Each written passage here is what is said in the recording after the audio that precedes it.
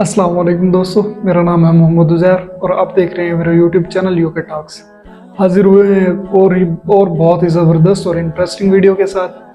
तो इस वीडियो के अंदर हम देखेंगे कि एक हिंदू जो है ना डॉक्टर जाकिर से सवाल करता है कि लफ्ज़ काफिर जो कि इस्लाम को ना मानने वालों के लिए इस्तेमाल होता है, लफ्ज़ काफिर, तो उसके बारे में सवाल करता है कि हमें काफिर क्यों कहा जाता है। मेरे बहुत अच्छे अच्छे दोस्त हैं, मेरे अहबाब हैं, मैं उनके साथ बहुत अच्छा हूँ, हर मामले में हम अच्छे हैं, लेकिन क्योंकि मैं इस्लाम को नहीं मानता तो वो लोग मुझे काफिर बोलते हैं। तो ऐसा क्यों है और ऐसा क्यों है, मेरे साथ ऐसा क्यों किया जाता है? तो आइए देखते हैं, इसका जवाब जानते हैं डॉक्टर जाकिर साहब की ज़ुबान। Having some question about kafir. So some Muslim men are said non-Muslim men that they are kafirs. So मैं इसके बारे में आविधानिक अर्थ काफिर का जितना तक जानता हूँ, कुफ्र से आया है ये सब। तो सर इसका आविधानिक अर्थ होता है इस्लाम के गोपनीयता को जो स्वीकार नहीं करता, उसके सत्यता को जो स्वीकार नहीं करता, उसको काफिर कहा जाता है। आप ही के किसी एक चैप्टर में या किसी एक किताब में लिखा हुआ है सर, अगर इस नाम से आपको बचना चाहते हो तो आप इस्लाम कबूल करो या फिर और दूसरा कोई उपाय ढूंढ लो। ये दूसरा कोई उपाय ढूंढ लो, ये सर मैंने नहीं पढ़ा है, लेकिन मैं ये अपने दिल से बोल रहा हूँ।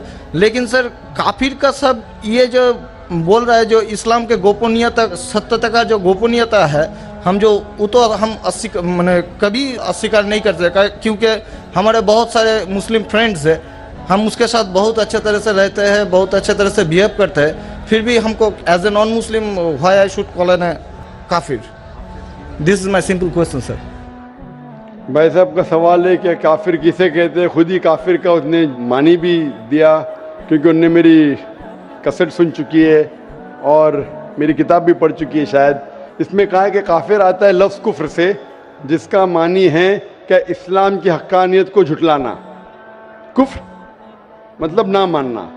इन शॉर्ट काफिर मतलब जो इस्लाम की हक्कानियत को नहीं मानता है, जो नॉन मुस्लिम है।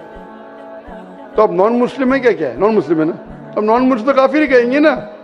और जो आपने आखिरी पार्ट जो बराबर से नहीं सुना, मैंने ये कहा आप चाहते हैं कि कोई आपको काफिर नहीं बोले, आपको क्या गाली लग रही है? काफिर गाली नहीं ना। काफिर मतलब जो इस्लाम को नहीं मानता।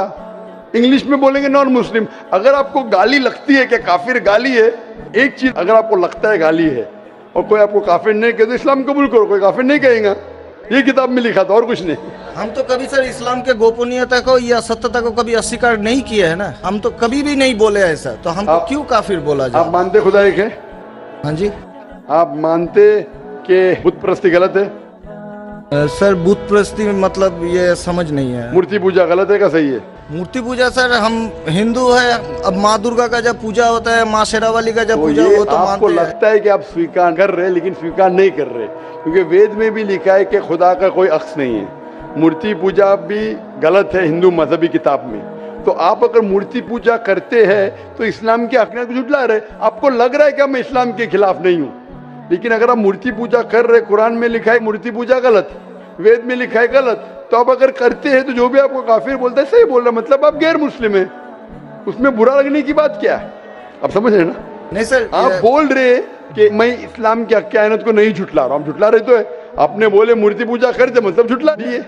अगर सर मैं इस जगह में कहता हूँ कि मैं मूर्ति पूजा को नहीं मानता, तब मैं काफिर नहीं हूँ। अगर आप बोलेंगे मैं एक खुदा में मानता हूँ, नहीं सर, मूर्ति पूजा में नहीं मानता हूँ। एकेश्वरवाद में हम मानते हैं एकेश्वरवाद को, लेकिन सर मूर्ति पूजा का जो बात है, अब शेरावाली की पूजा हो रही है, माता दुर्गा की पूजा हो रही है, वो तो सर झुटला नहीं सकते ना। हाँ, तो ये झुटलाएंगे तो ही आप वेद के करीब जाएंगे, फिर ही आप कुरान के करीब आएंगे। अगर नहीं झुटलाएंगे मतलब आप करीब नहीं है। उसका मतलब अरबी में कहेंगे काफिर, इंग्लिश में कहेंगे नॉन मुस्लिम, हिंदी में कहेंगे गैर मुस्लिम। अरबी, हिंदी, इंग्लिश में नॉन मुस्लिम। अच्छा sir, one more question for me sir, मैं एक नॉन मुस्लिम होकर क्या सर मक्का हज करने जा सकता हूँ? भाई साहब का सवाल है कि वो नॉन मुस्लिम होके मक्का हज करने जा सकते। मेरा पहला क्वेश्चन, आप क्यों हज करना चाहते? जब मानते हैं मूर्ति पूजा गलत। अभी सर मान लिए आपके पास, आप जब बोल रहे हैं तो सही होगा, मान लिए हम। मान लिया, अच्छा। तो मैं पहला जवाब देता हूँ फिर आपके पास आता हूँ। मान लिए तो अच्छी बात है। क्यों गैर मुसलमानों को मक्का मदीना जाने की इजाजत नहीं है? क्योंकि हर शहर के कुछ शराइत होते हैं। जैसा कल मैंने कहा था, हिंदुस्तान में कुछ एरिया है जिसे कहते हैं कैंटोनमेंट एरिया। कैंटोनमेंट एरिया मतलब सिर्फ मिलिट्री के लोग जा सकते हैं, civilians not allowed. Civilian not allowed. आप सुन चुके मेरा जवाब, सिविलियन नॉट अलाउड। मैं कहूँगा नहीं, मैं हिंदुस्तानी नागरिक हूँ, हिंदुस्तानी नागरिक है सही है, कैंटोनमेंट एरिया में अलाउड नहीं है। वो लोग जो अपनी जिंदगी देश को बचाने के लिए लगाए हैं उनको अलाउड है। उसी तरीके से मक्का मदीना हमारा इस्लाम का कैंटोनमेंट एरिया है। वो लोग जो अपनी जिंदगी देने को तैयार है इस्लाम के लिए, वो लोग का अलाउड है, बाकी लोग का अलाउड नहीं है। पहला जवाब। दूसरा जवाब, हर मुल्क में जाने के लिए वीजा की जरूरत है। वीजा मिसाल सिंगापुर में गया था पहली बार 1986 में, इमिग्रेशन फॉर्म में लिखा था डेथ टू ड्रग ट्रैफिकर। अगर ड्रग आपके पास मिला, कत्ल। मैं नहीं बोल सकता अरे डेथ पेनल्टी खराब है, सिंगापुर में आने का है, रूल को फॉलो करो वरना सिंगापुर में मत आओ। आप समझे ना? इसी तरीके से हर कंट्री में जाने के शराइत है। अमेरिका जाने के लिए सबसे ज्यादा शराइत है। तुम ये करते, are you a terrorist? Sir जहाँ पर आपको भी रोका are you a terrorist question है। किसने हाँ लिखा मैं अभी तक जानता नहीं हूँ, किसने हाँ लिखा अभी तक मैं जानता नहीं हूँ। Do you belong to terrorist organisation? अभी तक के मैं नहीं जानता हूँ किसने हाँ लिखा। ये क्यों लिखते पता नहीं मुझे।